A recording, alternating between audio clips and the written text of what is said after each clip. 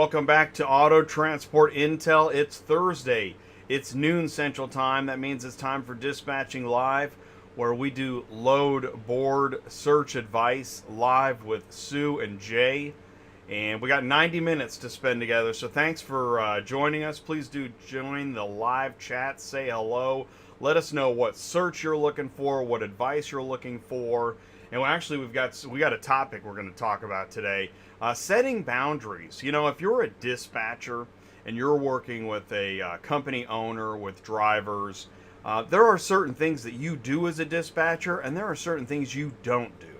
There are some things you shouldn't be asked to do. You shouldn't be asked to pick up and take out the laundry. Okay? You shouldn't be asked to feed the dog. You also shouldn't be asked to hire and fire drivers and handle insurance claims. That's not something a dispatcher does. That is for the company owner or the company family members or the company assistant manager or whatever. But that's not what a dispatcher does. A dispatcher looks for loads and helps keep a truck loaded. And I know, because personally over the years, I was asked to do things that, you know what, I know I wasn't supposed to be doing. It's taken away from my job. I'm not qualified to hire and fire drivers, though I can help do it. But you know what I'm saying? So that's something we're going to talk about tonight. So without further ado, today. And so without further ado, let's join Sue on the load board. Sue, can you hear us okay? I can, Jay. How are you doing? I'm doing pretty good. Hey, and you know what? We don't want to leave out the live chat. I just brought up the live chat. We got Moosey from Truckify in here. Hey, what's going on, Truckify? Visit truckify.com. Download the car hauling app. We got Carlos Braxton, ACV Logistics. What's up, Carlos? Thanks for saying hello. Renee Hernandez, hello from Denver again. Thank you for posting that. You know, I forget where people are or where they're from or what they do. So always remember, you're welcome to please share your company link, company information, size of trailer, etc. Feel free to do that in the live chat. Umar Ali says hello, guys. Big Will, hello, Jay and Sue. What's up, Big Will? What's up, Umar? And of course, Sue is in the live chat. And let me get the link here to Murphy Auto Transport Services, because we're going to spend the afternoon with Sue. And if you want to learn more, you can ask a question here, or you can take it offline. Go to murphyautotransportservices.com, and there's the link in the live chat.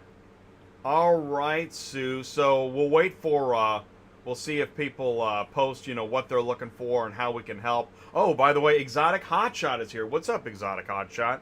Saw you Tuesday night. Thank you guys for tuning in. Tuesday nights live, Wednesday afternoons, Thursdays dispatching live, Fridays cars on the move. Okay, Sue. So I'll tell you what. Let's start with what do you want to start with? Well, we're going to start with how many loads are on the board. All right. We're down to 50,741 loads. So we're still going down, but as you can tell, it's not dropping that fast. So I honestly think we got another good month or two out of this before it finally just goes back to regular. Okay. Now, as far as regular rates, I don't know. What do you think about that, Jay? Do you think they're going to go back down lower? Well, you know, when in doubt, I always side with pessimism. You know, pessimism is a little better for the wallet. And, you know, I'm always cautious about, you know, getting too excited. That's why when we announced Transporter's Paradise, I was like, yes. Am I prepared to actually say that? Like, because that's kind of a crazy thing to say. But what we're talking about is, you know, if you guys don't know, and I'll bet you know this, you know that rates are up on average because number of loads available is up on average and number of carriers available is down on average. Whether people went out of business or I'm not exactly sure why.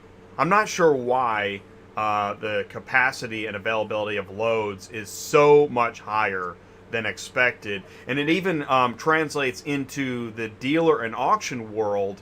The value of vehicles being sold on auction are way higher than normal. And so anyways, the market's gone crazy. The pendulum has swung, and what we're talking about is obviously it's going to swing back to the middle. But how fast will that happen? I don't know. It's hard to predict. Well, and see, I was talking to a dealership last week, and he just asked me how things were going, and I had said they're fantastic, and this was down in Houston, which we all know is really hard to get out of, anyways. But he said for him to buy, a customer wanted a newer Toyota Tacoma. He had to pay $10,000 more than what they're normally worth just to get it for the customer. Is that not crazy? 10,000?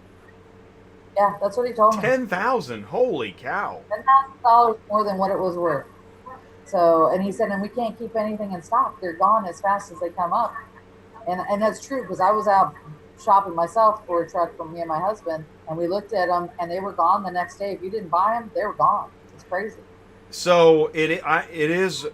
I think it's like really strange how. Okay, so we know that okay, because of the OEMs having to shut down because of COVID, and the supply chains have gone crazy. Even though OEMs are back open, they're certainly not at full capacity. I don't even think they're at half capacity, but I don't have those numbers. So we know there's a serious bottleneck in availability of new cars, specifically if you have like a list of things you definitely want. So that means the value of new cars has gone up. But how does everybody have all this money to be buying all these cars? Actually, that's what I don't know. I'm with you. I mean, yes, we all got stimulus, but geez, yeah, exactly. You pay your bills, the stimulus wasn't like $5,000 a month, right? I mean, 600, right? 600. Although I don't know if you saw some of the proposed stimuluses, they're kind of crazy. We don't want to get off track. This is not a political show, but it's important to recognize, right, how these market factors are happening. I don't know. Yeah. I don't understand how a $600 a month addition equates in like buying a vehicle. And you know what? By the way, did you know that $600 a month? A week. Oh, is it a week? No, it's a week. Well, that's unemployment, right? Right.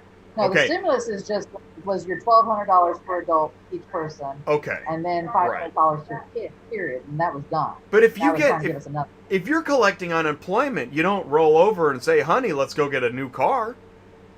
Well, no, everything's you'd be putting it in your bank account. So, but apparently people. I mean, I'll be honest. I bought a car, but of course, I didn't. I'm still financing. I was already financing. I just got a really killer deal. So yeah, why not? But you have a business that's still growing.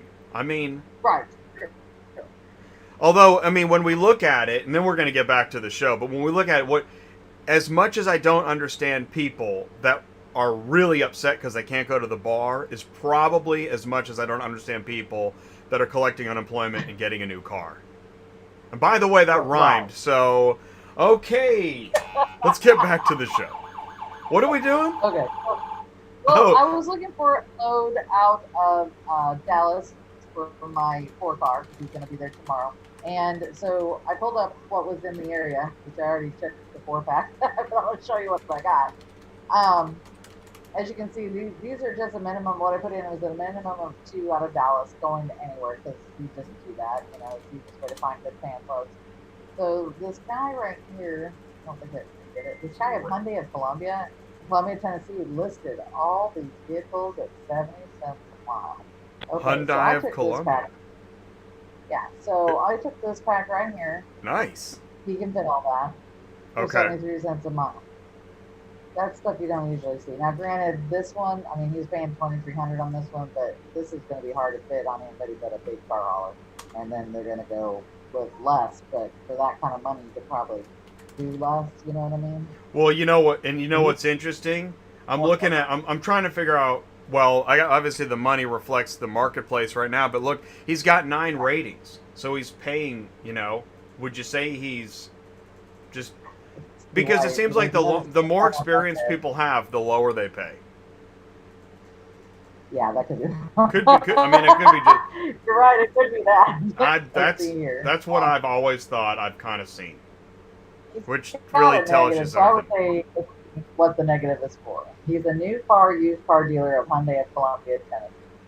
Let's see. He's got one negative. I would say it's because something wasn't right. That's just my opinion, and pissed off the train. Maybe the vehicle wasn't as described or something. Yeah, something like that, or they damaged the vehicle and didn't get paid full amount. I'm not sure. Because everything else is positive in the dealerships. I mean, if it's Hyundai of Columbia, I'm going to say it's not going to be a big place because Columbia, Tennessee is not really large, but it's going to be a decent size. And so pro tip. First pro tip of the day. Pro tip. Who's the broker? Know the broker. Yeah. What is the load? Who's the broker? Try to figure out why. Yeah, and this is a dealership. It's not a tiny dealership, actually. It's a decent sized dealership. So I would say something went wrong on the other end of it, because this is the dealership right there. I mean, it's not huge, don't get me wrong, but it's a decent one, as you can see. It lands all the way down the highway. So anyways, but I've never hauled for this guy before. He's new on here, obviously, because of 9 ratings. So how long has he been in business? And these are just things you kind of want to know. And also, like, if he lists cars like this for this kind of money, you really want to be friendly, because then he'll call you the next time he has loads for you. And he's been in business since 2015. I bet he was using a broker. What do you think? Ah, no, I like that exactly. He's just doing it in-house now. That's what I think is going on right there. He cut out the middleman and started listing himself. Because I can't imagine you just all of a sudden start listing this many vehicles. Look, he bought 6, Agreed. 12. I mean, there's a lot of vehicles he purchased. Right, and he kind of looks like he knows what he's doing, so that makes a lot of sense. And look, this is weird. Who's this guy? He just bought something going to Columbia, Tennessee, too. Interesting. Well, if anybody's in Dallas and you can fit this stuff, I definitely recommend grabbing. And I would bet this guy would probably split these up to 50 as well. Yeah, I would think. Right, so you've got 2. Can you do 2 wedge loads? Could you fit that safely on a wedge with a semi? No. You could do, because usually on a wedge, they're only 50 or 53 foot long unless you have extensions. If you had extensions, you could take 2 1500s at that price with Pacifica. And same thing if you had extensions, you could probably, this might be tough. That Suburban's pretty big. Let's see, on this one, he's got, this one, if you, like I said, if you had extensions, this one would probably work on somebody. On 2 3s, not on a 4 regular. I've got that Infinity 4, so I can take pictures, stuff like that. And then here's his other 6-pack, and they're fairly large too. He would definitely, I guarantee you, split this up to fit someone for a 3-car though. So, because he's going to have a hard time getting these all on a 6-car. I can't foresee that fitting. Yeah. You'd be lucky on a 10. Yeah, I mean, the more I'm looking at that load, the less I love it. Yeah. If you were a 3-car though, honestly, I think you would split this up for you to make it work for you if you were long. You'd have to be long. Titan, Pacifica. Okay, hey, let's look at that. If you were, by the way, go ahead and hit that Control Plus for me, just one more time. If you were a 3-car, a 3-car trailer, and you were gonna do 2 trips, how would you do it? Not that. Yeah, go back to the 6-pack. Is it down or no? It's up. Yeah, it's up. How would you split it up? Well, if I was going to do it on my 3-car that can do this kind of stuff, I would ask for this Jeep Wrangler, because they're not putting no length on here, but I can guarantee you it's probably about 17. Hold on.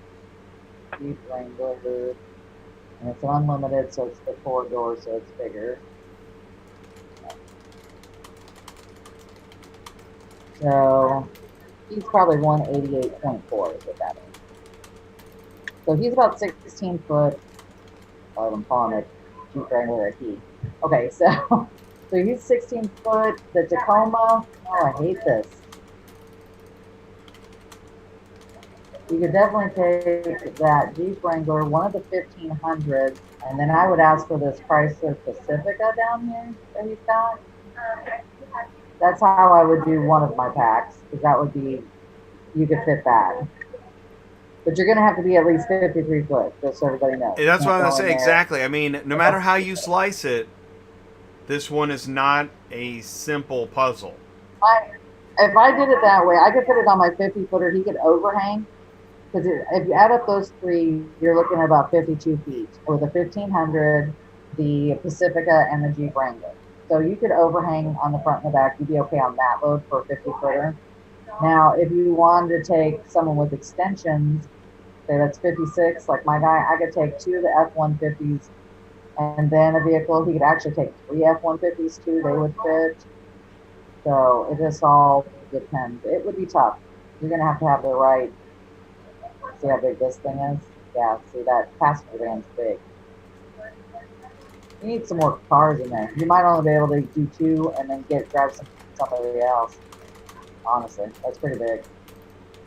So I want to go to Bridget in the live chat here. She asks, and she also asked about the compare button. We'll go to that. But okay, so Bridget has a car posted, California to Texas, and it's not moving. Okay. We're at so she's California, looking for. We're going to Texas. Yeah. What would you? I don't know if you want to tell us the load, Bridget, or what parameters you want to tell us. We don't have to get super specific, but we do want to help. So, based on what I just said, Sue, what are you thinking? Well, like the last time I moved one out of, we'll say Riverside to Houston, Texas, which was about 2 or 3 weeks ago, I had to pay $950 just to get it moved. Usually those pay about $650. So that gives you kind of an example. Let's see. Carlos says sometimes 30 minutes he spends calculating length, width, and weight before booking a load. It's a lot of time. Wouldn't it be amazing if the dimensions information was more reliable and in your face? And this is where I think technology could really be improved to help carriers save more time. She's got Antioch, California going to League City. There you go. So Antioch, California, League City. League City's what? Houston-ish? Where's Antioch? Yeah.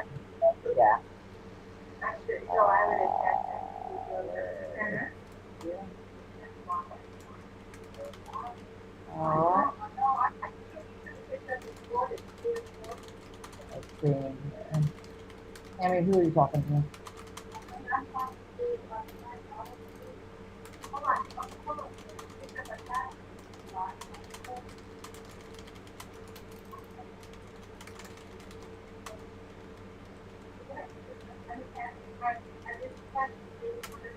I'm going to look that up. Antioch, California.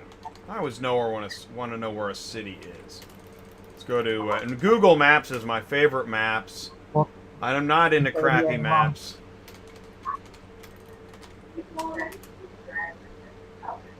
Which you may have heard me say. Oh, Antioch is... that's... it's like between San Francisco, Sacramento, Stockton. That's a pretty busy area.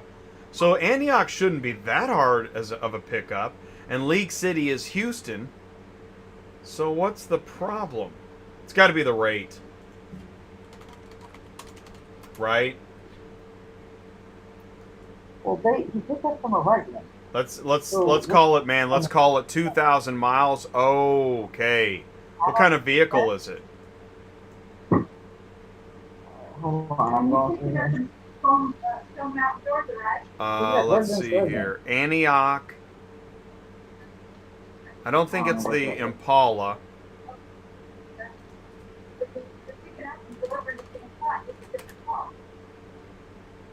Yeah, I don't think that's yeah, exactly. Bridget says usually sales guys don't have the dimensions. Isn't that the truth? In fact, I don't know why, but all the time, nobody has the dimensions. Like, if you try to ask the broker, listen, insert whatever you want. Broker, carrier, dispatcher, shipper. Nobody has the dimensions. It happens all the time. You have to go to Google, and that's, thank goodness for Google, because I don't know what you do without Google. Start flipping through almanacs. Oh, it is the 73 Impala. Okay. So she is the Okay, so she's the 73 Impala from Antioch to, and I think it was LaPorte, right? All right. No, leaks. Okay, so here's the problem. Oh, here it is. Okay. They're double, triple booked here. You see, iMove has your car. I know it says report. This is what they do. They say it's in a little different place, just so it doesn't look like it's the same vehicle.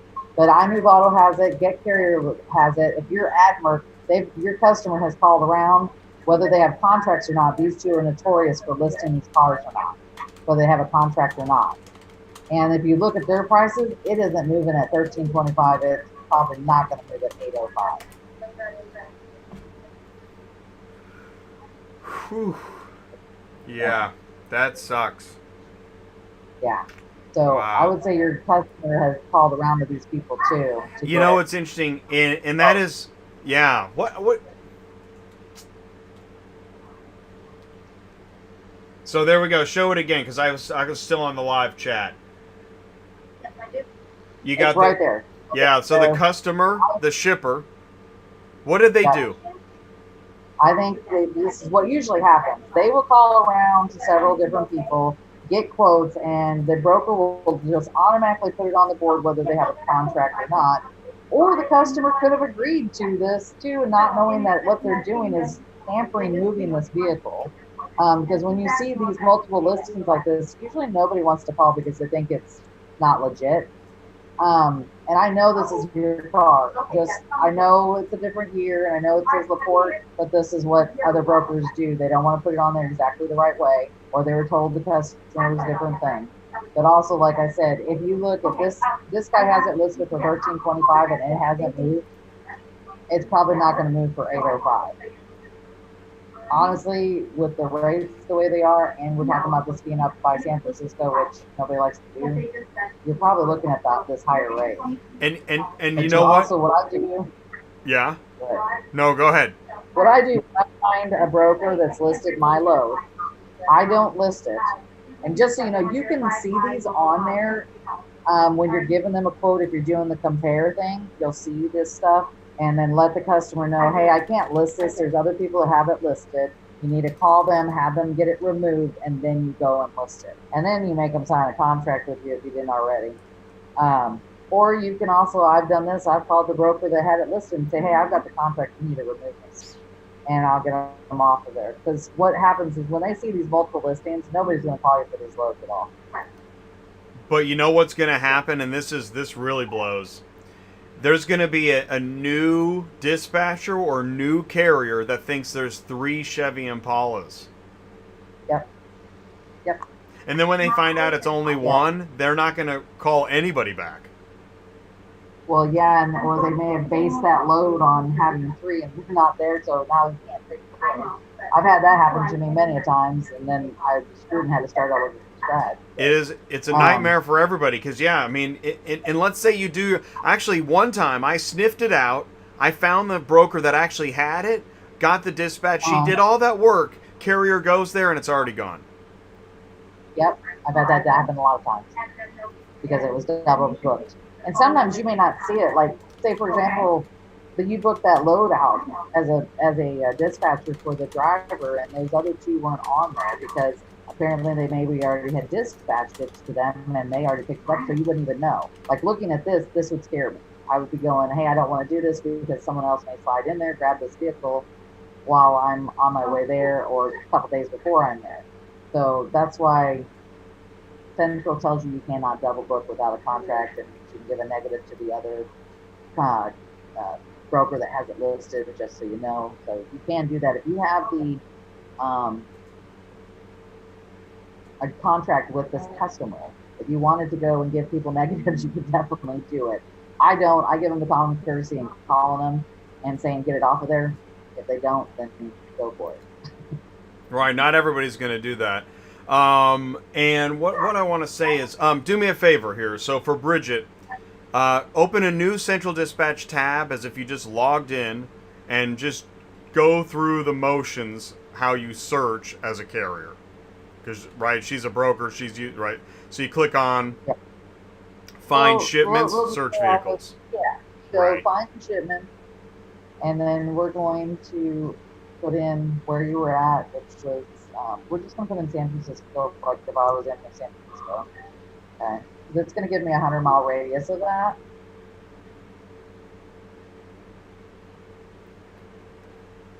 Okay. And then we're just going to go to Houston.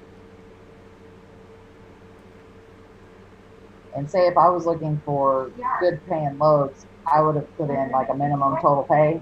And because yours was only paying 42 cents a mile, it will not even come up on my screen. So if I put in a minimum of 50 cents a mile, yours isn't going to show.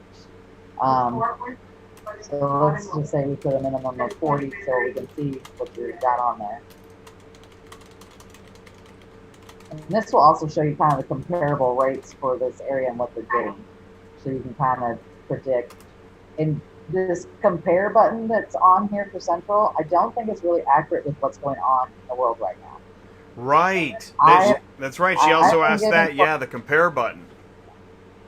I wouldn't go by that. I would do what I'm doing, like act like you're a transporter, looking up the loads, go in there and kind of see what's really going for how much. Because if you give a customer a quote and you can't move it because the rates are so high, then you're going to have an unhappy customer. Then they're going to do like what they did. They're going to go to the next broker, In fact, here's a pro tip. Here's a pro tip. Let's say you got to give a quote and you have no idea. Let's say you just have no idea.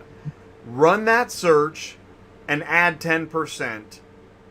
And at minimum. My point is because anything posted doesn't account for the total shipper price. Right? That's not including your broker fee, whatever exactly. You're going to do it for. So if you hit the compare button and you're lowballing to get the load, you're eating money.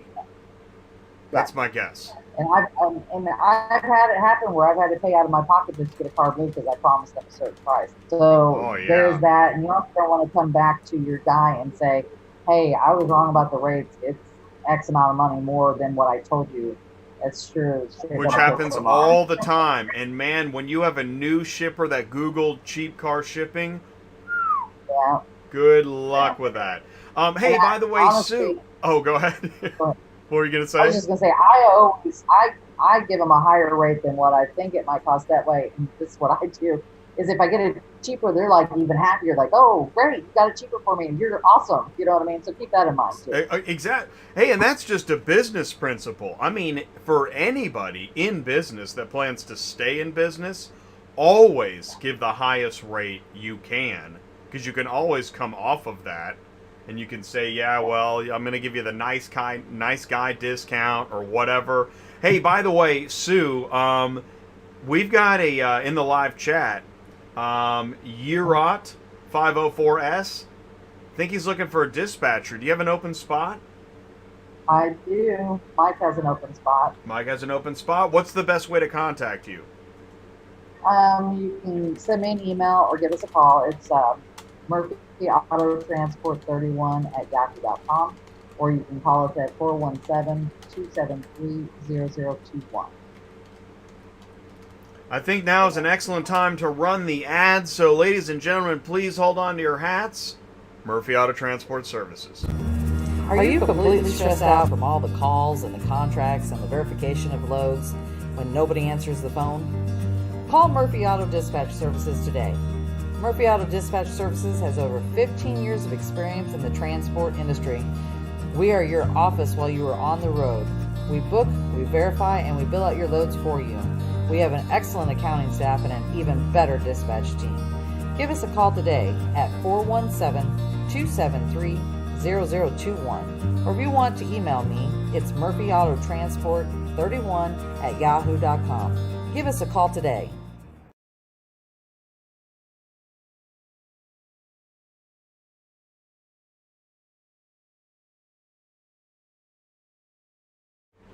You are welcome. Thanks so much for joining us here on Dispatching Live on Thursday afternoon. I'm Jay. I've got Sue on the phone. We're checking the load boards. And yes, we've got information if you're looking for it. Sue is a licensed broker. and she runs a dispatch company. So this show's all about dispatching and brokering, which might explain why I'm wearing a referee shirt and holding the dart of dispatch knowledge. See, the deal is that there's a lot to know when you're dispatching or booking loads. Yet there's a lot of advice to give about, you know, what's a good load, how to know if this is the right load to be looking at, which route to be looking at, how to understand who the broker is, what the load is, and all the questions you need to ask not only when booking load, but then verifying the load, communicating with a driver, and keeping a truck profitable if you can. So, and this is actually a good time to be doing that because the load boards look pretty good. So please do say hello in the live chat. Let us know what route you're searching, what advice you're looking for, or just say hello. And please remember to give a like. Don't be shy. This is Dispatching Live. All right, Sue. So we do want to talk about dispatch boundaries with owners, and we're still searching for loads. What do you want to do next? Well, we were discussing this California to Houston. Oh yeah. Just right now, while we were sitting, these two just came up for $1,000 a piece, and it's this virtually the same area that she's in and looking out of. So, you got to keep in mind, and her vehicle's a huge car. That Chevy Impala is big. So you're going to have to be more competitive with the going prices, is what I would say. Well, that may mean making a phone call. you know what? And I'm glad you said that too, because I think one of the problems that we're seeing kind of right off is that there is a great disparity between an $800 quote and that top one at $13. That right there is a signal of I'm not sure what needs to happen. That whole load, actually, if I was booking loads and I saw that, I would just skip it because I don't understand what's going on. And if she looks on here, there's other loads out similar areas that are going 11, 12, and they're not big old cars either. So just keep that in mind. I would not use this compare button. I would do what we just did instead when you're doing loads right now and what's going on, at least for probably the next couple months. I would honestly almost tell everybody $1 a mile on everything to do. Just because if you want to get it moved in a timely fashion, you're going to have to pay. For example, Jay, you sent me an email today about somebody who's wanting to move something and he thought that price was astronomical. Yeah. Well, it was $1,800. Wasn't it California to Connecticut? Was it? Yeah, that's not astronomical. No, right. And that's why I said, call, I want you to talk to Sue, and I want you to talk to Ty, because I thought there's a lot more at stake here. Like, didn't you or Ty talk to somebody that said, listen, just drive, you're just better off flying and driving? He talked to someone last week, the same thing. But yeah, I mean, really, if you're needing it at a certain time and you want it, I think he had a family emergency was the one you were talking to today. Family emergency. He may not have that option, but he wanted to list it on a board that doesn't include brokers. And as I explained to him, U-Ship is that board, but they are still brokers. And they're going to do the same thing, and it's going to sit there. So and I offered him, I said, give me a call if you want me to tell you what I really think it's going to cost. And I told him I only charge a $50 broker fee, and they don't even pay me the driver does. Well, so we'll see if he gives me a call. So. And you know what? Here's what sucks. Family emergency and car shipping, they don't connect well. That doesn't actually... No. That's not a good match. I mean, no, I'm just being honest. Well, I mean, look, like when you got to get an air flight on the spur of the moment, how much does it cost you? Double? Well, exactly. And you know what? And actually, I could see this. Listen, I'm in a family emergency. I spent all my money on the flight, so I really need to go cheap on the car shipping. Yeah. Awesome. I'm so glad you called. Right, you know, like that's such a tough.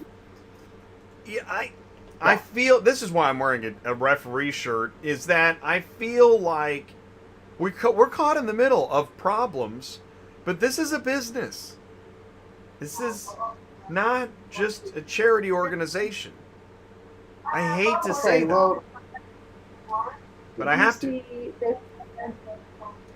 There's somebody that wants to know from Fort Collins to Seattle. Yeah, so Renee wants us to check Fort Collins to Seattle. Thank you. And then there's another one Get right me off after the that. soapbox. Jeez. Let's see. But I got to bet do that. for I mean, cost. somebody's got to insert. Plus, you know, since I don't have a car shipping business, I'm not a car hauler, I'm not a dispatcher. I can just be honest. And the honesty is when a carrier or broker meets a first-time shipper, it's frustrating. So, what I would recommend doing on this before I start punching in, I know what I want to punch in, but let me show you what I would do if I didn't know what I was looking for as far as a route goes. I would just type in Fort Collins on Google Map here, going to Seattle, so you can see what states you're going to go to. Because probably while you're asking, there's probably no roads out of Fort Collins. So let's look and see where else we're going to traverse through. And that way, our internet is really a pain in the butt today. Hold on. Yeah. And you may have to go back. I hate to say this, but most loads are going to come out of Denver, and they're not going to come out of. Yeah, Fort Collins is I don't what? know Is that an how. hour north of Denver? Yeah, about 40, 50 miles, I think is what it is. Okay. Okay, so you can do it two ways, obviously. It looks like you go through Salt Lake, Idaho, and then up through Washington, or you can go up through Billings and Spokane. So let's do this. I'm going to put in Colorado. We're going to put in Utah. We're going to put in Idaho. And we're going to put in Montana. And Renee says Denver's okay. Just an FYI. All right. So we're going to look at multiple states and multiple drops here. Right. Is what I recommend. All right. So we're going to put in. What was that, Tammy? Colorado. And to do this, I don't know if you know how to do this, but you have to hit the control button to grab all the different states. So if I could show my keyboard, so you hit the control and then plus. Keep control held. Well, not plus. Hold control and click the states. Right? Yeah. That's how you do multiple state searches. Now it says it right there. See, control plus click to select multiple options. Although I'm not sure that describes it as well, but you know, tomato.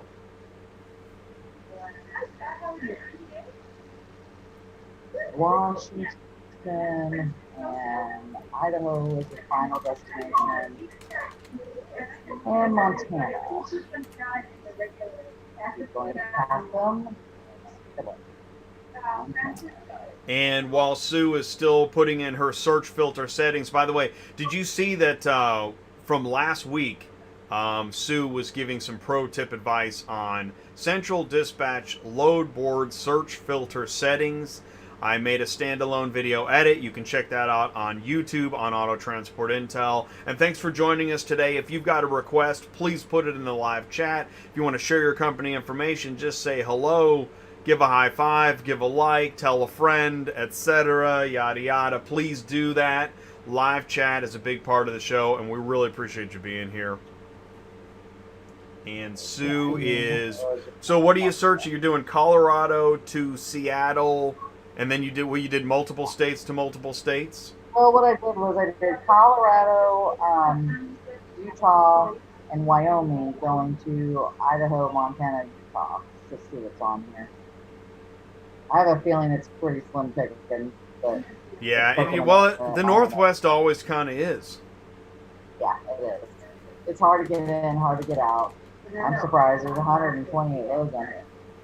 Well, there's 3 vehicles. Well, here's the problem. Okay, I don't know how big of a car hauler you're looking at. This is too cheap. And accelerated, you have to be in business for a year. Yeah, So skip it. Oh my gosh, 31 cents? Yeah. Really? That's ridiculous. That is ridiculous. Dude, This is... yellow card. Not Look at cool, this. man. That is not cool. Lamborghini That's not isn't cool. closed. It's only 8 cents a mile. That's crazy. There's Colorado Springs to Olympia, but I know Olympia is not going to be... Where is Olympia? I'm not very familiar with Washington. We used Which, to run it, by the way, since I gave a yellow card, I went overboard, jumped out the window. Let me say this.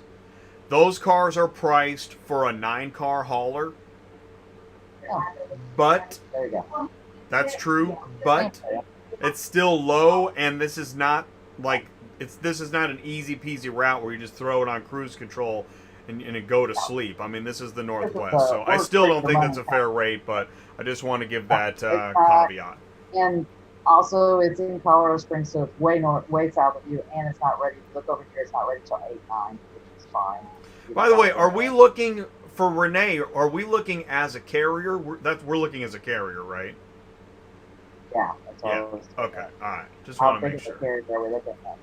This isn't bad, but this is in St. George, Utah, which is not really on your path. Yeah, I mean, you got to go. You got to head over. I don't know what that. What's that interstate over the mountains? You got to go over the mountains. This one, I think, St. George is down south, if I'm not mistaken. Right. I'm gonna check that. But you still don't you still have to drive over like Telluride and Copperhead and all that stuff? Yeah, like right through here, you're gonna go through Breckenridge, Grand Junction. Breckenridge, right? Right, exactly. You're gonna like that route, dude. That is a route, right? Yeah. All right, we don't want that. Here's a Denver to Blackfoot, Idaho. Pretty much sums up how dispatchers answer the phone. What? The service has this one going in. I don't know where this is either. Let's go look this up. 83501. And I also don't know who you are signed up with, who you can be signed up with, so I'm just kind of giving you this. Hey, that's a good load. Look at that. Which one? Here it comes. It's for Metrogistics World Service, sorry. It's a Yukon. It's paying $1,200. It's $1.07 a mile out of Denver. That's a good load. Really? And if you see, and it drops in Idaho. That is a good load. Yeah. And it's going right along your route. You just take the Idaho route. You can't take. Actually, you could take either one because of where it's dropping. Because if you look, if you found more loads that are dropping in Montana instead, this Idaho one's right on the tip. You could hit it either way up. So that's one. If you're signed up with them, that's sweet. This is down in Colorado Springs. I don't know what you can carry, so I'm just not telling what's on here. With a Yukon, man, with all those mountainous whatevers. Yeah, I don't know what you can haul. So man, I wouldn't do that. That's not worth it. Here's a Boulder to Moscow, Idaho. And Boulder is up by what she's talking about. Yeah, and I'd ask for more money. I mean, I don't even know where Moscow is, but I'd ask for more money. Okay. Renee said Renee likes the Acertus load. Yeah. Moscow. Hey, Moscow works. Look, it's just north of the other one in Lewiston. And it's up by where you're at. Because Louisville is up north. I'd still drive down and get this Yukon, to be honest with you. And then let's see what else we got on. Anything else good? Big money. So Renee, let's see. When are you ready to haul? Because Renee is. So Renee is. I mean, Renee says this is practice, but so I asked the question, when are you ready to haul? So. Okay. Well, these freights usually out of Colorado are not like this at all. Just so you know. This is a hard place to move out of. Okay. Well, hey. What was that?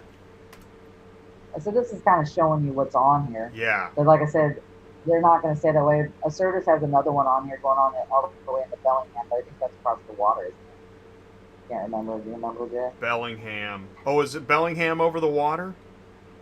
Yeah, I think you got to take a ferry? Oh, it's way up by Alaska. Yeah, you don't want to do that. Oh, Bellingham. Oh, Bellingham might be one of those areas where they do, Bellingham is where you deliver so that somebody can pick it up and take it over to Canada. Yeah. It's one of those big spots for that. Yeah. Hey, I wanted... Yeah? Oh, here's another one for Acertus going into Spokane. Spokane? Look at that. Wait a minute. It's the same one. Same one. Hold on. I'll bet you. I'll bet you. Going to Spokane. Oh, come on.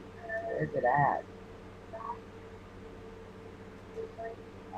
Yeah, that's it. 1561, was it not? 1561, where are you? Right there. It's the same car. It's really going to Spokane. Still not going to hurt you. If you're going into Seattle, you're going to go to Spokane. But it's not double, which is a bummer. So. Okay. Well. All right. So we're gonna switch gears. We're gonna go to Scott. Scott is looking out of North Dakota. Yes. I'm sorry, Scott. This isn't going to be good. Yeah, and Scott is aware that that this is Where a pickle. Where do you live at in North Dakota?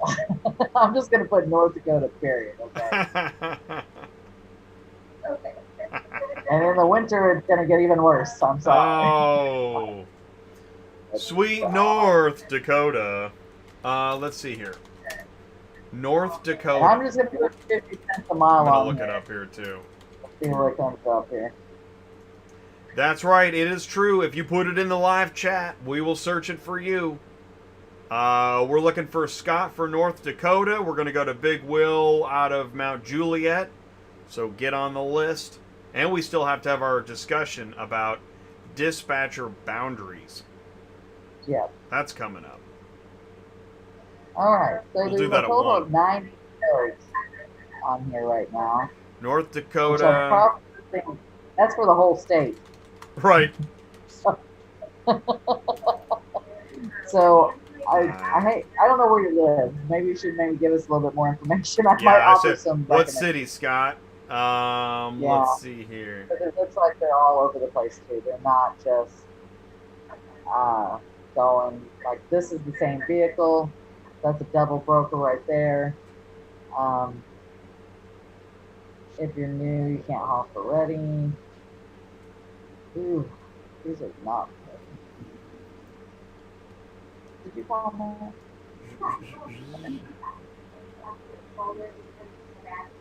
North Dakota, man.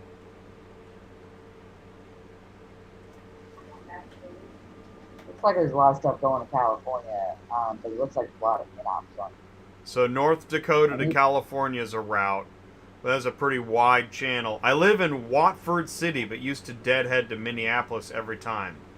Oh, wow. I bet. Let's see. Watford? Watford. Watford City, North Dakota. And I want to see what's the directions to... What you need to do, Scott, you need to talk to Ty and see if you can get some more ideas. Because you're in the kind of area, wow, that is one heck of a deadhead, holy mackerel. You're in the kind of area where you could build a business. So that's my recommendation. Scott, talk to Ty, right? 9 hours. I know, right? Talk to Ty about building local business. Yeah. That's I think that would help him. Wow, because he's really way out there. 32764. Because even if you went to Bozeman, I bet you it's the same thing. And stuff out of Montana is huge. I bet it's 70 hours too. Yeah, it is. Wow. Okay. Hey man, this is car hauling. Looks like there's some stuff also going over to Denver. Looks like there's a few, but you have to be able to haul for some of these people. They're not paying spectacular if you've got to drive to Fargo. I'm sure where you live, the Fargo's pretty far too. Fargo is far. Fargo? You gotta go far to go. Okay. Well, it's a little bit better, but then that other one is in Grand Forks, so that's up north there. I guess you could make a trip out of that. I mean, there's gotta be people trying to get vehicles to North Dakota, and they're having the same problem. Fargo has an auction every Thursday. Oh, how far is Fargo from Watford City? I think it was still, well, that trip is 6.5 hours or So Let's if he see goes here. straight to Wow, Fargo, it's 350 still miles. traffic. 6 hours. Yeah, Wow. yeah. I've seen vehicles to Williston. I have seen Williston on Central Dispatch. Yeah, I have two. I've seen Bismarck too. Yeah. But unfortunately, I will say you, I never send my drivers through to the Dakotas because it's impossible to get out of.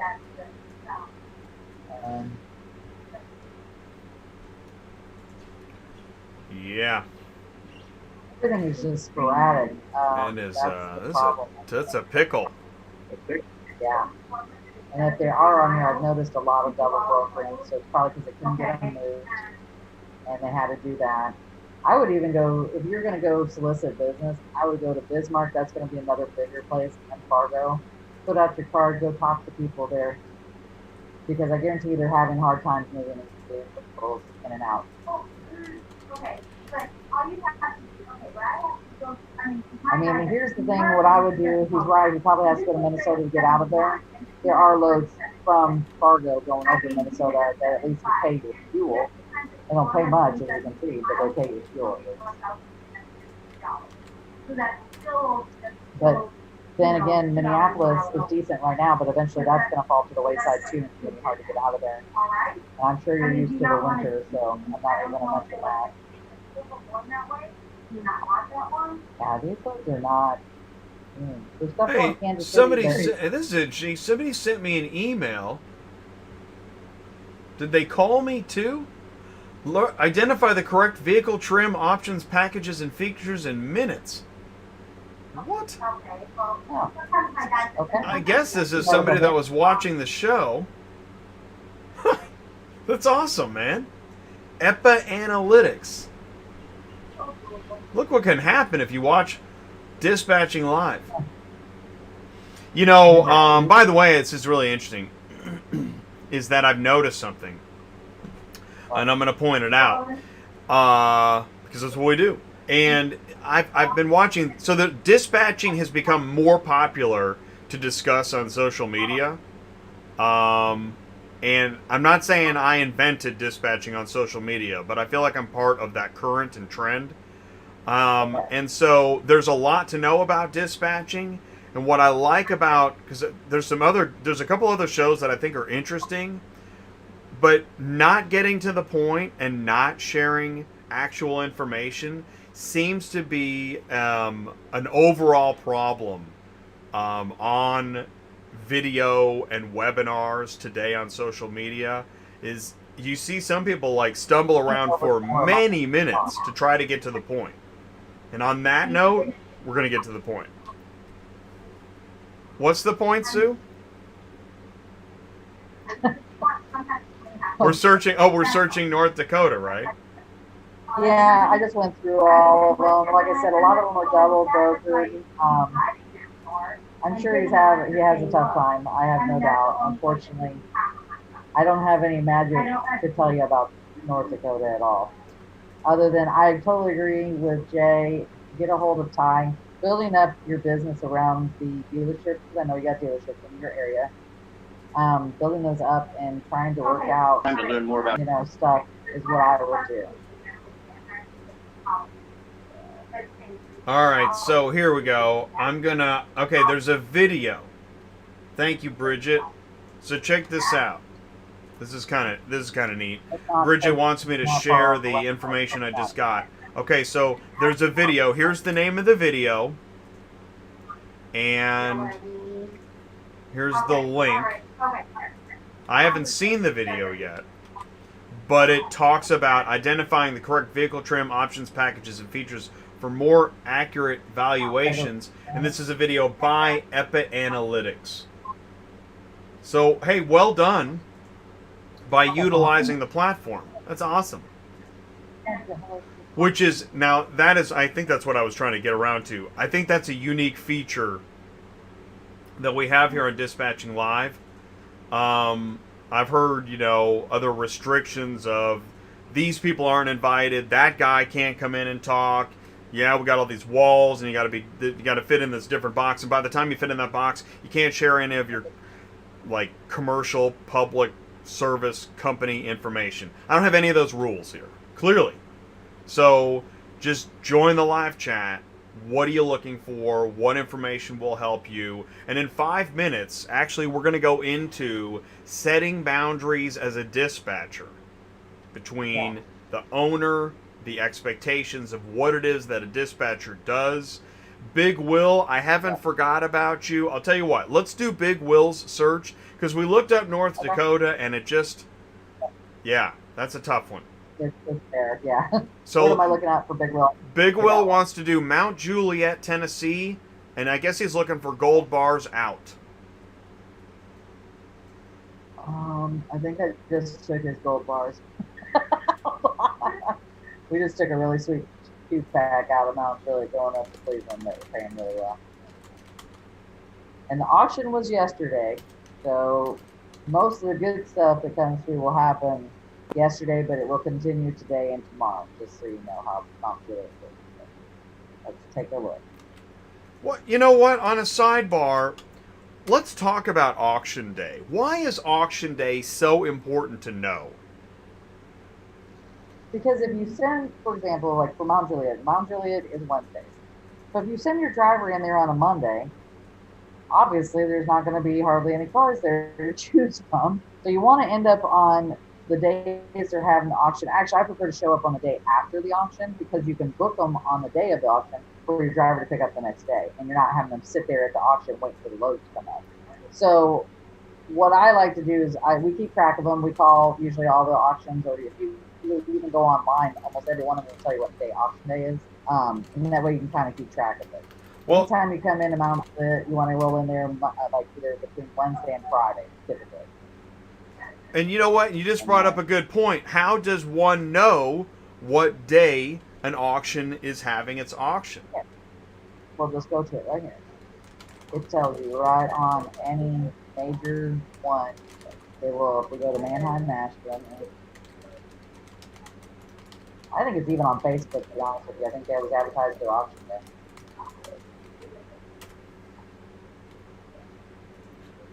So, look right here where it says sale days.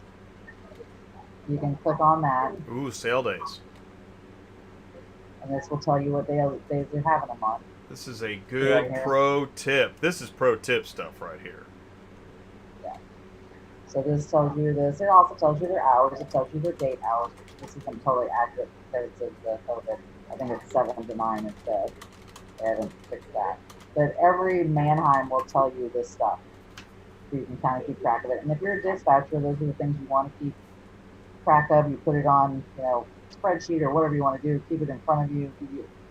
We've just been doing this so long, we know what days they're on. But I used to make up a list for every new dispatcher so they knew, what to do, what not to do when you're bringing the driver into a certain area. So, in fact, so let's go back. And I'm just going to add this on that pro tip, is that whatever city you're based out of, you should start to look and find out what are the auctions, what are the sale days, know the auctions in the city where you live. Yeah. Let's see. This my it is not. Where's my Mount Juliet? I just brought it up. Oh, I haven't brought it up. It's still trying to bring itself up. All right. Right now. I know I've been taking really good loads out of Mount Juliet. I took a 2-pack of trucks for CarsArrive for $1,300 to Dallas, which never happened. And then I took another one that was there for $650. Just a minute ago, Jen took a 2-pack up to Cleveland out of Mount Juliet for $700, which is good money. Especially since usually you get that out of Georgia for $350 a car. So, for some reason, come on, gold bars. By the way, we are on Dispatching Live. We're throwing that dart of dispatch knowledge. We're throwing it right now for Big Will, searching for gold bars out of Mount Juliet, Tennessee. Now, I added the gold bars, right? I say the gold bars because we're looking, hey, let's just be real. We're digging for gold. We're looking for the best paying loads. And to do that, especially when you're doing a route scout, how do you find gold bars on a route scout, Sue? Well, you want to look for your best paying load, and then you kind of build around it. And that's the first one you always call. It's the first one you verify. And then you kind of go around, like say if you were going from Mount Juliet to, just say to, I don't know, where you think, Louisiana or something. Say you had one car that was paying, I'm going to put on here, at least 50 cents a mile. You had one car paying outrageous, say $600 down to New Orleans out of Mount Juliet. Most cars are only going to pay like, I think they're about $3. And so you're going to try to find things to go with that, because that's going to raise your per mileage up. And so what I do is I run all the mileage all the way to each stop, each drop, each pickup, each drop. And then I add up what it is, because I want to double that to get $2 a mile on a 3-car trailer. So 4-car trailer, same concept, but you're going to want to get more than $2 a mile if you can going down there. It really hates Mount Juliet, man. I've done this 3 times. That was a lot of ingredients. That was good.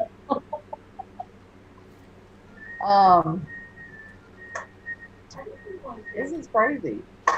Yeah, it's not. Now I'll tell you what. Here, let's do this. Oh, here we go. Nope. Yep. Nope. Nope. I'll tell you what. We're gonna do this. Yep, we're gonna go to, because what I want to do is I want to run the. Bridget was asking about Cars on the Move, and we're really proud of the Cars on the Move roundtable. I'm gonna run that video. And then also the link is in the live chat. Cars on the Move monthly roundtable sign up. Click on that. Join the roundtable. This is what the roundtable is all about. You're watching Dispatching Live on Auto Transport Intel. We're going to be right back. Right now, since supply is high, some of the dealers that you normally wouldn't be able to get their attention, this would be a good time to get their attention, because they're having a harder time moving stuff. It's a carrier's market right now. You're totally right. I just left. I'm doing a Mercedes trade between like Boulder and Denver right now, and I was talking to this dealer I met before actually, and he said that he's like, California is crazy. He's like, I had to pay $1,000 just to get a sedan out of California. Nobody was picking it up. He's like, I had it up for $750 and I put it up to $800 and then $850. He's like, I just put it for $1,000 because we had to move it. So it seems like, yeah, definitely a driver's market. So while it's a carrier's market, you might be able to make better friends with some of those. I know it's hard. I'm asking you to work double duty, but this would be a great time to make relationships with people that 6 months ago said, yeah, I'll call you back in like a week maybe. Cool. And the next date of the roundtable is actually, as we just did the August meeting. Man, that was a great meeting. The next one is September 14th, Monday, September 14th, 7 p.m. So you got plenty of time to get signed up. And if you don't, still have questions, call Ty. He answers his phone. Ty is at 417-483-2764. What's it all about? It's all about growing auto shipping business for carriers, dispatchers, brokers. Maybe you're a dealer and you are looking to connect with carriers. You're tired of just guessing, right? Stop guessing. We want to help you stop guessing. There shouldn't be so much guessing. There's way too much guessing going on in this industry. Speaking of... Oh, yeah, go ahead. Okay, let's do the big will search. 70 cents. I like that. There we go. Yeah, because this is what happened when I put in 50. My question is for Big Will. Is he looking for a route to run or just looking for gold bars to see where to go right now? What is he looking at? So I can kind of explain what I do with that. That's a good question. Looking for a regular route or best paying right now? Because usually when we run out of Mount Juliet, there's a few places that usually always come up that you could always keep track of. Cool. Usually you can always go to Louisiana. You can always go usually to Kansas City. You usually go to St. Louis. There's usually loads to Ohio. Always loads to Dallas, to Arkansas, Little Rock area. So you can find these on there. Right now the rates are really good, obviously. Even if you were wanting to go to Atlanta, they're paying $200 a car most of the time, like this one right here. So it just kind of depends on, what you're wanting to do. Like, here's a 3-pack to Fort Wayne. Not that I would recommend going to Fort Wayne, but it's a pack right there. There's what I was talking about, right to New Orleans, paying 72 cents a mile. There's another one in New Orleans. Well, this is Winsboro. I think Winsboro is actually Shreveport. Yeah. So stay away from that one. That's nowhere near Slidell. Here's a 3-pack right there out of Nashville going to St. Louis. There's another 2-pack. That's a really good one going down to Jackson, Mississippi. Look at that price, $1.19 a mile. So I don't know if he's looking for short miles. Another place we always go to out of Mount Juliet is like North Carolina. I've got a driver that lives in the Carolinas, so that's like a frequent thing. And they always come up for wholesale metro districts. There's a buyer there that must buy them all the time. Oklahoma City is on here too. So right now there is a plethora of loads out of Tennessee. No one should have a hard time getting out of there at all, because there's 777. Let's see if this paper's come up. Nope. Hey, by the way, what's the status update on Mount Juliet, the Mannheim there? They're back up and running, and they're having their sales and everything, obviously, because we're getting more and more loads out of there. I haven't had a hard time getting loaded out of there for probably the last 2 weeks. Cool. Their hours are still limited. It's 7 to 7, right? 7 to 7 still. Okay. Cool. You know what? I think it's time to have a fireside chat. Let's have a chat. Yeah, let's talk about dispatch. Yeah, and Urellis, we've got you. After we do this chat, we're gonna look for Urellis, and that is Atlanta to Miami. So if you want to just play around, I know as a dispatcher you can't stop searching. You literally can't stop. She's already searching Atlanta to Miami, but we're gonna talk. So so what is going on right now with we're having a dispatcher owner problem, right? Right. We're not going to name names or companies, but we're going to talk generally. But yeah, what's the situation? Right. So as a dispatcher, we don't own their business. We don't really run their business. We are just there to find the loads, verify the loads, keep the driver moving, running, that kind of thing. I mean, don't get me wrong, I've helped them find a place to go get tires before when they're driving and stuff like that. But in general, that's, that kind of stuff, anything over and above is their job. So what we've had happen in the past is like drivers have damaged something, or they've got claimed that they damaged something. As far as dispatchers' duties are, we just usually provide the paperwork. If they use Super Dispatch, usually we can cut this down almost immediately, because we can show the pictures that pick up, and then they'll show that the damage is already there.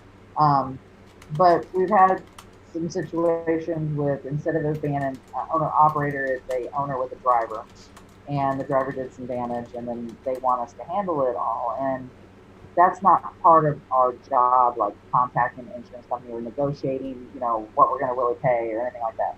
That is strictly the owner's job, because we can't make those decisions, and we don't own the business. That's number one. The other two is, as far as hiring and firing people, that's not our job either. We're not the manager of the business. That should be a different person altogether, as far as I'm concerned. As dispatchers, we're just there to dispatch. And we dispatch for multiple companies, so we don't have time to act as manager for, we'll say, this X company. It just takes too much time out of our day to be able to get it done for everybody else, and then have to deal with excess stuff that comes up that they may want us to handle. Same thing like if they want you to do IFTA, or they want, or take care of their ELD logs or something like that. We don't do any of that stuff. That's not really in our parameters as far as I'm concerned. And we are having some issues with some a company that's wanting us to do it. And as I explained to the dispatcher, he just needed to inform them that they needed to hire a manager, because they're wanting to add on more trucks. And so more trucks, more responsibility. They need a supervisor to handle those trucks and those drivers, that kind of thing.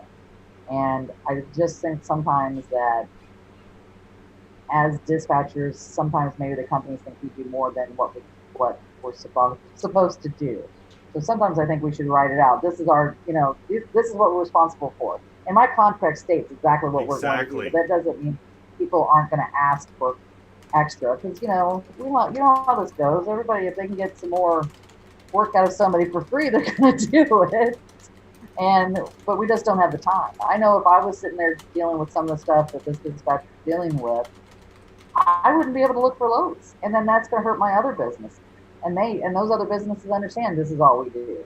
So sometimes you just got to put it on the line and say, this is the way it's got to be. I'm sorry if that doesn't work for you, then we're moving on, kind of thing. That's right. And hey, what's up, F&S Trucking? Is that essentially it's what's interesting what we just hit upon. This is why contracts always come into the picture. And any job, we know that in normal life, you know, if you go to buy a stick of gum, or does anybody do that? Nobody buys gum now. I don't know. But anyways, let's say you're buying something very high tech, but it's a low price. Do you have a 5-page contract at the time of purchase? No, you don't.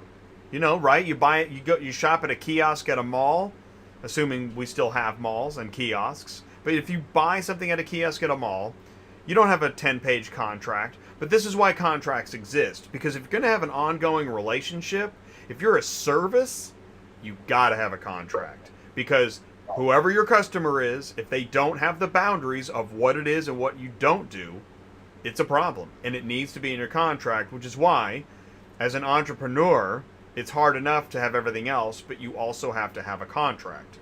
You don't have to hire a lawyer. There, you can Google and find contracts online, but you've got to set those boundaries. And if you have a customer that, you know, got away with not knowing the boundaries and took advantage of you, it certainly is time to create a contract so that it never happens again, because there will always be that customer that expects way more than you planned on providing. Exactly. And not everybody does that. But I have had it happen too over the years too, and there's sometimes then here's the other thing, they think you're their friend, so then it really gets worse because then they're calling you at 10, 11 o'clock at night too, you know what I mean? And everybody has their own personal lives, so I usually say don't call, you know, our dispatchers after 6 unless it's an emergency, you know what I mean? Because it happens. I've been texted at 4 o'clock in the morning before just to say, hey, get this load for me in the morning. And you know, well, that's right. You have hours of operation. You know, what's really interesting about a contract, because again, and I, truth be told, I was updating a contract this morning, as a matter of fact. And if you're not a lawyer, none of us are lawyers here, by the way. Here's a waiver of liability, and we're talking allegedly. We are not lawyers. We're not providing legal advice, but this is information that may be helpful. And that is that if you don't have to get all spicy with the legal language and the ye olds and the heretofores, you don't need to do that. Just bullet list what you do and what you don't do and present it to your prospective customer. And if they don't like it, and if it matches what you do and what you don't do and they don't like it, guess what? It's not going to work out. Let them go lowball somebody else. Here's what's so funny, is that you can hear the company you want to work for. They don't want to get lowballed by the customers that they're going to work with, yet they're going to lowball you. Well, you know what? There should be no lowballing in any direction. So set those boundaries. In fact, that's what's interesting. I don't know why there's not a high school class about setting boundaries, but there apparently should be. Well, it's the same thing about like what you charge. Don't let them lowball you on what you charge. You know your value. You know what you do. You know how much hours you put into this. I know a lot of people think this is an easy job. It's not. It takes a lot of concentration, and you have to have some skill of putting things together and making sure it works out right and following up and, you know, all that stuff. And I have them ask me all the time, will you take a lower percentage? I'm like, no, moving on. Next person, please. You know, that kind of thing. I know there's other people out there. I'm sure you must have a lot of interesting conversations. Yeah, most of them don't do that. I have a few every once in a while that say that, but most of them will say that. And as I explained to them, our value is not just in what we do. We're basically your office. You don't have to pay somebody to sit there and, you know, taking care of the phone calls that constantly come in going, where's your driver? You know, where's he at right now? What time is he going to deliver? You know, that kind of thing. Or getting their packet together, or, you know, sending them over their insurance and their W-9s and their, you know, all the stuff that goes. Sometimes it takes you an hour or 2 hours just to get one packet filled out and over to them where they've got all the paperwork in, and then you finally get the load. So it's a long process, and it's a hard process. Of course, once you get everybody set up, yeah, it makes your life a little bit easier. But there are times when these loads are not on there. You're pulling your hair out by the end of the day because you haven't found a load. I mean, we're still doing that. Don't get me wrong, but it's because the stuff's so crazy out there. Like, you'll take a load and you find out it's not really there because somebody picked it up 2 weeks ago, and that was your gold bar load. So now you're trying to struggle to find something else. So, I mean, I had it happen this morning. We went to go pick up a vehicle at IAA, and it was missing 2 wheels. Of course, they didn't tell me that. And don't get me wrong, I was paying $1 a mile, but the driver didn't want to deal with it, even though it was a fork on or fork off. That's their prerogative. So I had to try to find something on the fly, and it's just, you know, that's the things you're dealing with on a regular basis. And so don't ever undervalue what you do, and then also don't do extra unless they're going to pay you, because you don't have the time for it. It's your time is just as valuable as theirs is. Well, and part of the problem too is that anytime you do a favor, suddenly becomes as part of your regular service. Absolutely. So be careful what favors you do. What you agree to do. So true. I just shared the T-shirt. Again, this is Sue's dispatching T-shirt. Dispatcher's coffee is always cold, and their beer is always hot. And if you like this T-shirt, contact Sue at Murphy Auto Transport Services. We're talking to Sue right now. If you don't know about what's going on Dispatching Live, we're glad you're here. If this is your first time joining the show, please do feel like you can share in the live chat, ask a question. I think we covered the dispatcher boundaries thing pretty well. I mean, and it's always gonna happen. I don't know why. I don't know, again, because it's the Wild West, which there's good things about the Wild West, but that's one of the downsides, is that, man, a lot of people are just making it up as they go along. And that's the thing too, being a trucking business owner is overwhelming. So if you can get somebody else to take on some of the tasks, you got about 1 million of them. You're gonna, you know, wear the T-shirt. Love that T-shirt. So cool. I like her. Oh, he showed yours too. Yes. Is it showing? It's doing something funky. Nah, it's not showing yet. There you go. There we go. It's taking it. All right. Well, I've also still have up to Tennessee, but if you're, there's a lot of good stuff going to Louisiana on here right now. Let's see. Atlanta to Miami area. Well, let's look at that. So, doesn't look like going down there is paying astronomical. I'm not really shocked by any of that. And the main reason is this is a regular route.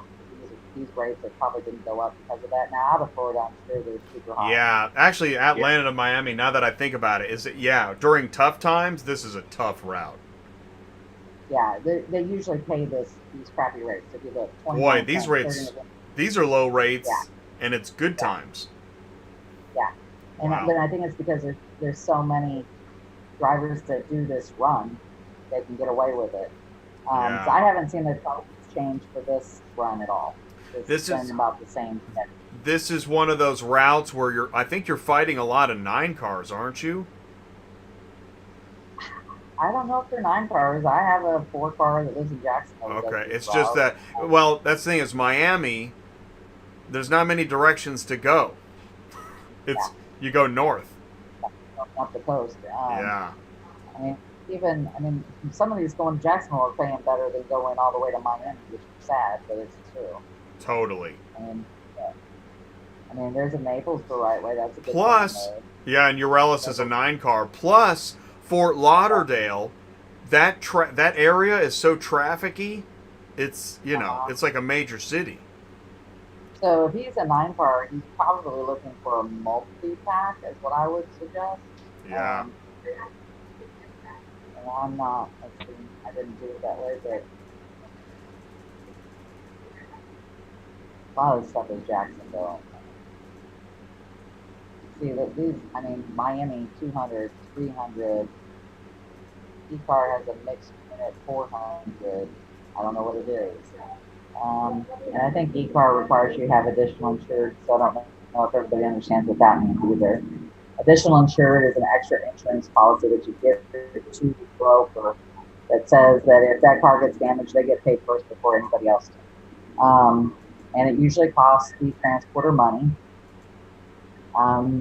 Progressive charges anywhere from $20 to $50 to do additional, and then I've been told it costs $500 to do additional. So it all depends on who your policy is through, and sometimes it just ain't worth it. Yeah, no, but good explanation, because additionally insured, man, additionally insured, when you hear that as a dispatcher or carrier, oh, it blows. Yeah, you're like, oh, man. It's like, all right, I'm just going to look somewhere else, man. Yeah. Thank you for your time. Because, you know, yeah, if they're free, I don't mind doing it, but most of my guys have to pay. And granted, there are some brokers that automatically require it every year, which is United Road, JMN. I think Row Logistics might require it. I know Mode does. Accelerated. I think there's some other ones. They're the big brokers that usually require it. Check this out. Urella says Miami to Atlanta is actually the hard part. Really? So, man, I had a car down there in Miami. I had to pay $500 to get it to Atlanta like last month because it would not move. Let's see. I'm curious. Let's go look. yeah, let's take a look at that. Check the backhaul. Did you hit the backhaul button? No. You know why? Do you know why you didn't hit the backhaul button? Anybody know why? Because there is none. Oh, there is none. Oh, wow. Glad we cleared that up.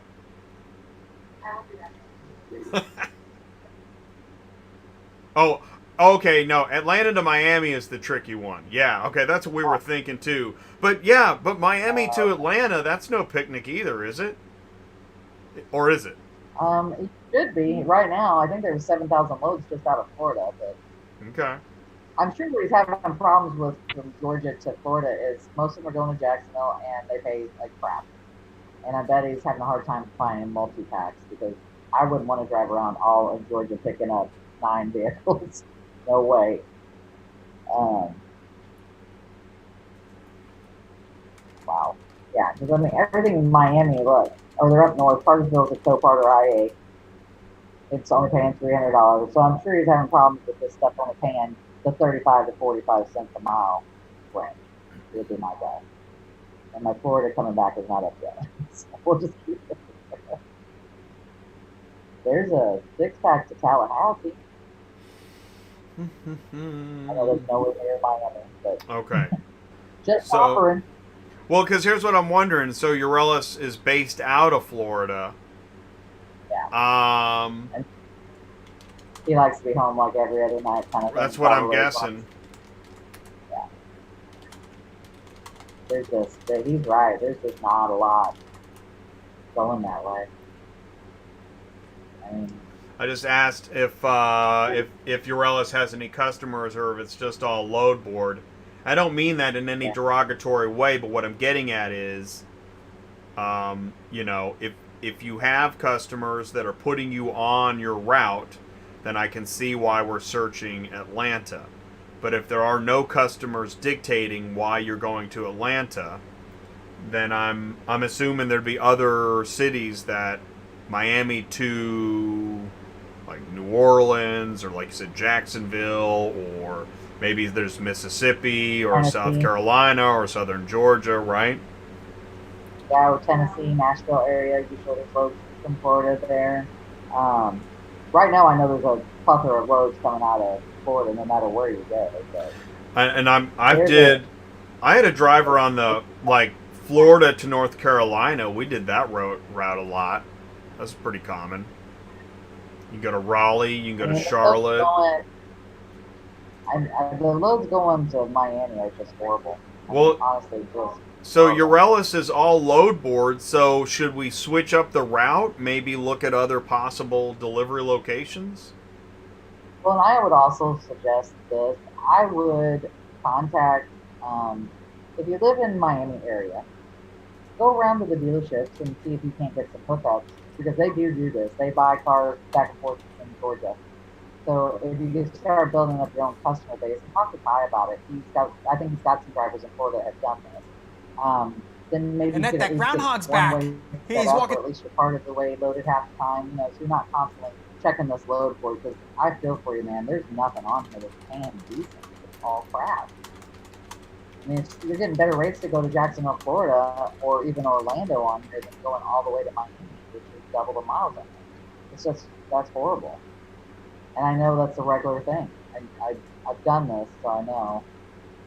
Wow. Yeah. Definitely, I would talk to Ty a little bit. Here's coming out of Florida, going back. Yeah, I feel like at least they're. Columbus, Georgia is on your way in. You can come in from that direction. There's a 3-pack there.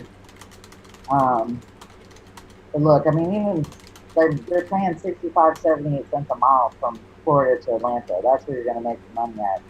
You're probably sometimes maybe coming back empty, I bet. Would be my guess. There's Carvana has a couple of vehicles going up the wine here. And the loads are paying good. There's Atlanta Luxury's got one for $600.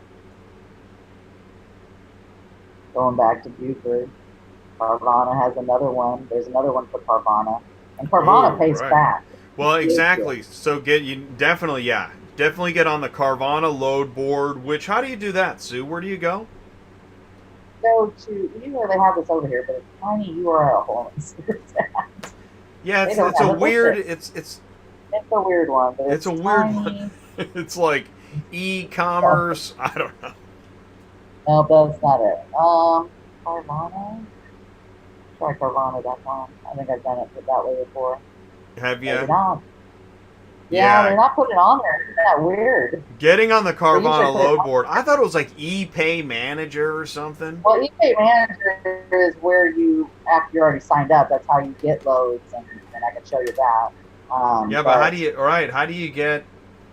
Usually you have to, let's see if there's a link on here. All right. Here, you can go register Dear here. Carvana, right?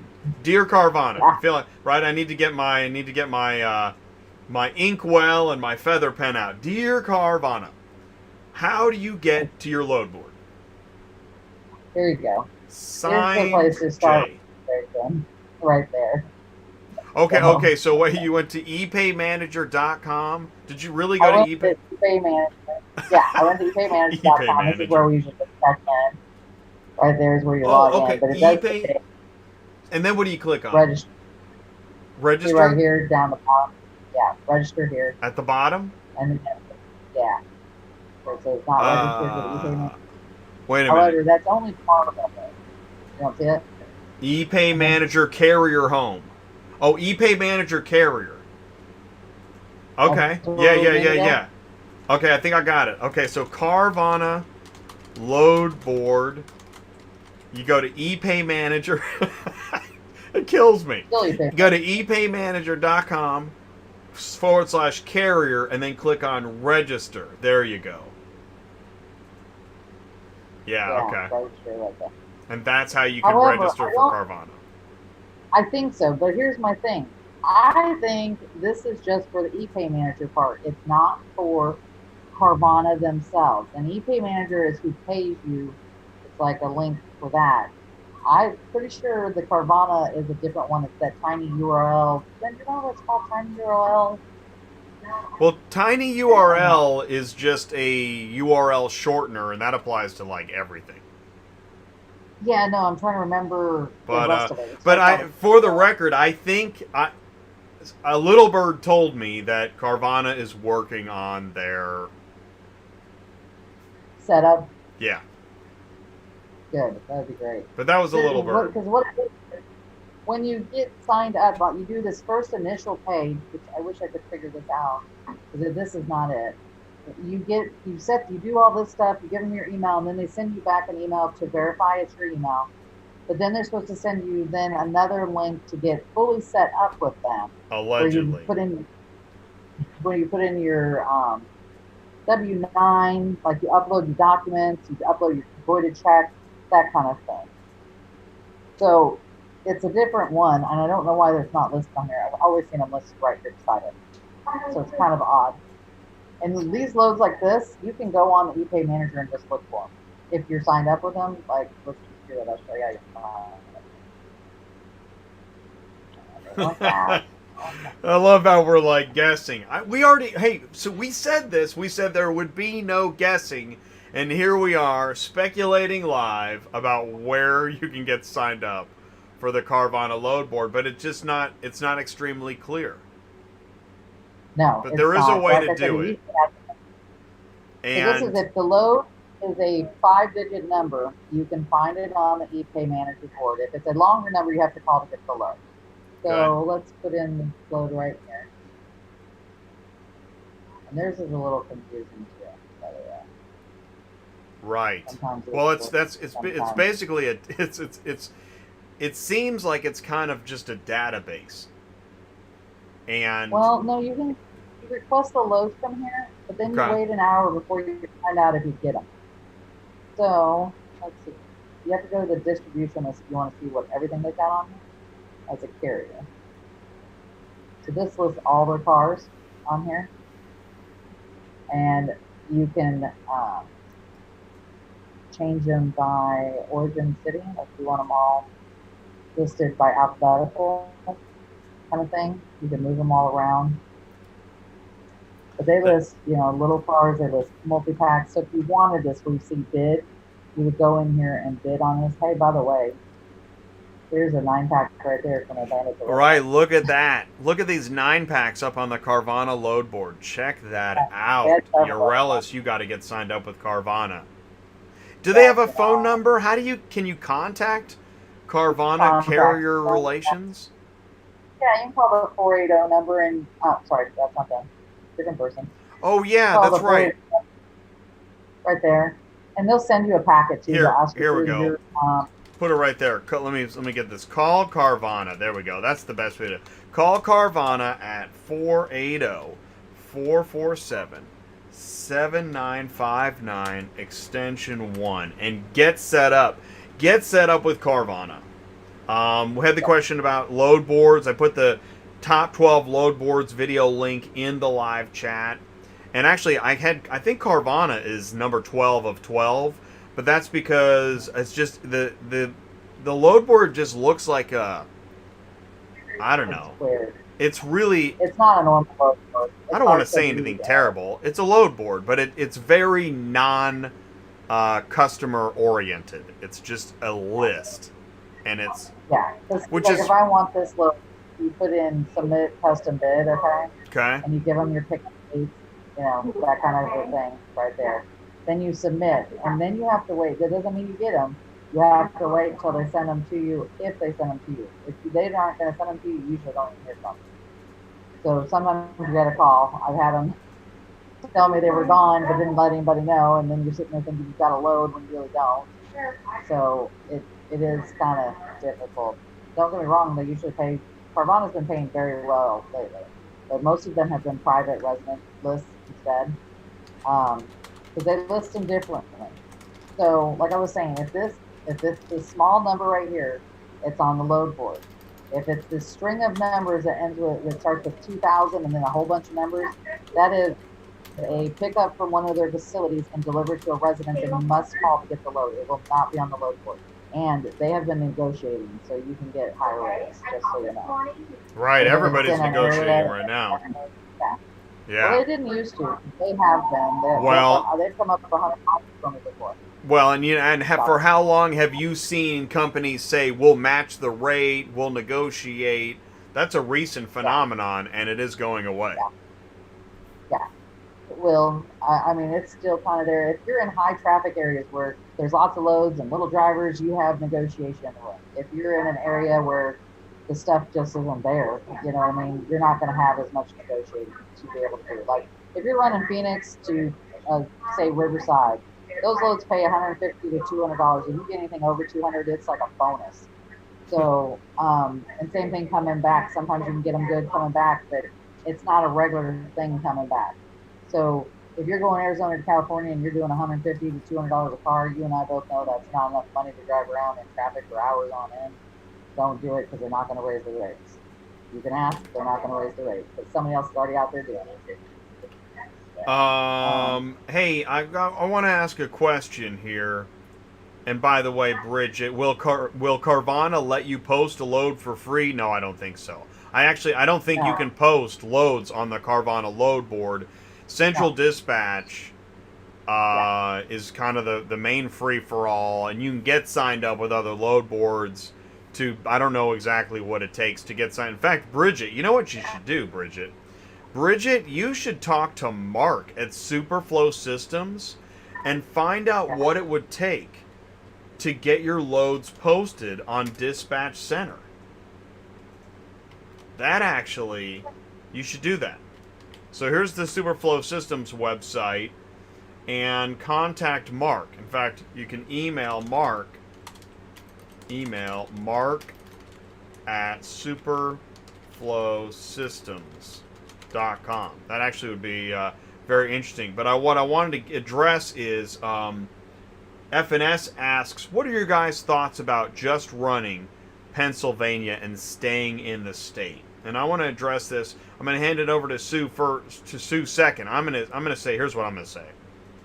Dispatching Live, I'm really glad you asked that question, because Dispatching Live is a show designed to help dispatchers and carriers find great paying loads that are on load boards, which is not the same as building great lanes with customers. If you're going to just stay in a state, I don't think you want to be searching on load boards as your primary business, because you're not going to maximize your money as much as you would as if you made business relationships to just run short runs and stay local. In fact, as a dispatcher, I don't want to work with a carrier that only wants to stay in one state. That's actually one of the boundaries that I had, is if I had a guy say, I'm a 3-car, Texas only. I said, right, stop right there. Texas only. I mean, Texas is a big state, so we might be able to talk about it. But if you said, I'm Mississippi only, I'd be like, yeah, it's not big enough for me to make any money trying to be your dispatcher. What would you say, Sue? I'm sorry, we're having a problem. Say that again. Sorry. No problem. Well, that's cool. I had a driver pick up the wrong vehicle. Well, and here's what I'm going to do. We're going to end the show in a few minutes. We're going to end on this, though. But we talked about setting boundaries, and as a dispatcher, as a dispatcher, you're a hired gun looking on load boards to help you stay loaded. And I mean, that's how I view being a dispatcher. And as that contractor looking for loads on load boards that pay well, I'm looking for loads that go at least 500 miles. And with what I just said, there's not many states you could be in and travel 500 miles where I can find loads that are paying good. In fact, California only, even though it's really long, right, north to south, those are not great paying loads. If you're California only, I do not want to be your dispatcher. I'm just being honest. And I do the same thing. I do not do in-state just because usually they pay $100, $200 a car. Here, I just put up PA to PA. That's what he was talking about today. Yeah. To me, okay, so say if he was just doing this little stuff, all right, and it pays $100, and we take our percentage out. That car probably took, by the time we verify it and do all this stuff, took us 30, 40 minutes. We made $9. Right. So, to me, that's not worth it, and it takes all day long to keep this driver moving in that location, back and forth. I was doing it with a driver up in Massachusetts that was running Massachusetts to Rhode Island. It was a constant nightmare of constantly finding car after car after car after car, because he's doing it all in the same day. You're not very far. You're going on 100 miles. And then you got to deal with dock receipts and contacting the people for payment. And they're always at Copart, so they're never paid for. And it's just, the amount of work I put in for the little amount of money I made, I finally said he went away, let's put it that way. To me, it wasn't worth it. I did it to help him because when I first signed him up, we agreed to go out in the big bad world and travel. He decided he couldn't do that because he wanted to be closer to his kids. And I said, I'll help you for a little while, but this is not what I do. I do not do little runs like this because to me, it's not worth my time. It takes probably double amount of time to do short runs than it does do a long run, honestly. Because you're calling back to back. I absolutely concur. And that's the thing is that I did it too. I actually booked a 9-car that was going from Dallas to Houston, San Antonio, Austin. That's all we did. Yeah. And I never stopped working for him. And I made more money on other drivers, even though over half my day was on him. And when he ultimately went out of business, it turned out to be a godsend for me. Yeah, that's where I felt about this one too. Because I was pulling my hair out because I was dealing with East Coast people and people who post loads that don't want to answer their phones and give you the dock receipts, and they're texting you at 4 o'clock in the morning going, "Here's your dock receipt." I'm like, really? And that kind of stuff. Because it was such a regular deal, he ended up booking himself, like when I was on vacation, with whatever that was, probably camping with no resources. But, right, because the dispatcher's vacation, hey, that should be a t-shirt. What's a dispatcher's vacation look like? Dispatcher's vacation sitting on your laptop, sitting on the beach with your feet up. Exactly. Dispatcher's vacation sitting on the couch. Yeah. Anyways. He was able to book himself, and I thought, well, if you can book yourself, maybe you should. I mean, yeah. What am I doing here? But one of the things he really liked about me was that I made all those phone calls to verify and all that other stuff, checking on gate passes and So, I mean, but anyways. Yeah, I think it's a lot of work. It really is a lot of work, and so for a dispatcher, I mean, if you're gonna be in state, you might make more money just doing DoorDash. Yeah. As a dispatcher. So that's one of the things we like to. What's cool, and because we're at the end of the show here today, Dispatching Live is for dispatchers looking at load boards, carriers looking at load boards, or if you're a broker, you have brokering questions, dispatching, brokering. But if you are looking at building a business and building a route and building a customer base, which is not exactly what looking at load boards is, load boards can help you fill in the customer business you build. You want to tune in tomorrow on Cars on the Move. Every Friday at noon, it's Jay and Ty live. Ty is on location, talking to auctions, dealers, and carriers, because that's where you'll build your customer base. Because where are the cars? They're the dealerships and the auctions. That's where you'll find cars. You'll find loads on load boards, but you'll find customers with dealers and auctions. But it's not for everybody, and it's a tough gig, right? And that's why we have Cars on the Move Roundtable to talk about it. So we're gonna wrap it up here, Sue. Sue, I thank you so much for another great day. This was awesome. No problem. Thank you. Yeah. And hopefully we described some of those dispatcher boundaries. Keep us posted on what's happening. And please do tune in tomorrow or next week or Tuesday night. Hey, you know what we're doing Tuesday night? What? What are we doing Tuesday night? What is Tuesday night? I should know this. Yeah, award-winning broker. How relevant is that? We're going to talk to Michael Meddy. He actually won a Better Business Bureau award for brokering. Really? Yeah. So we're going to talk to him Tuesday night. So if you're just not getting enough dispatching and brokering here, tune in Tuesday night, and that's going to be an amazing show. So, all right, Sue, I'm going to let you go. Thank you so much for all of your time. I know you're busy, and I really appreciate it. Oh, Brian just posted a joke. What's a load board? That would be my husband again, isn't it? I know this is Brian Pepsin, but that would be just like your husband to post that as a joke. That would be. That's awesome. Thank you so much for that, Brian. All right, Sue, you have a great day, and we'll talk to you soon. Okay, all right. See you guys later. All right, bye-bye. All right, so we ended the meeting with Sue. That's it for the day. That's Dispatching Live. I hope it was everything you were hoping it would be. I do think that this show is, if you missed it live, you're welcome to watch it on demand. I'm going to turn it into a podcast as well. And please do leave a like. Send me an email, autotransportintel@gmail.com, if you have a question or you have information to share, or if you see some kind of crazy load posting. Love to share that on Industry News on Tuesday Nights Live. Hope you can join us tomorrow for Cars on the Move. Thank you guys so much. Stay safe. Peace out. And we'll see you soon.